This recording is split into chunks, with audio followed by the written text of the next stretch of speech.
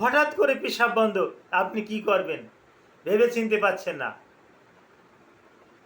কান্নাকাটি শুরু করে দিচ্ছেন। আপনার দুশ্চিন্তার কারণ নাই। আপনার প্যাডে আপনি একবার একটা হট প্যাড দেন, একবার কোল্ড প্যাড দেন, একবার প্যাডপোড আপনার নাই এগুলো বোঝেনও না, আপনি ঠান্ডা পানি দিয়ে দেন, আবার একবার একটু কুসুম গরম পানি দেন, এতেই পেশাব হয়ে যাবে।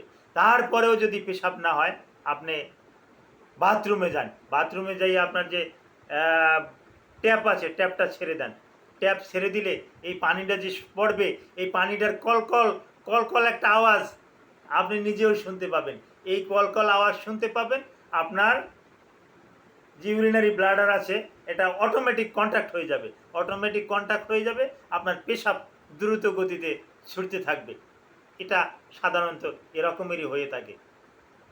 Thank you all.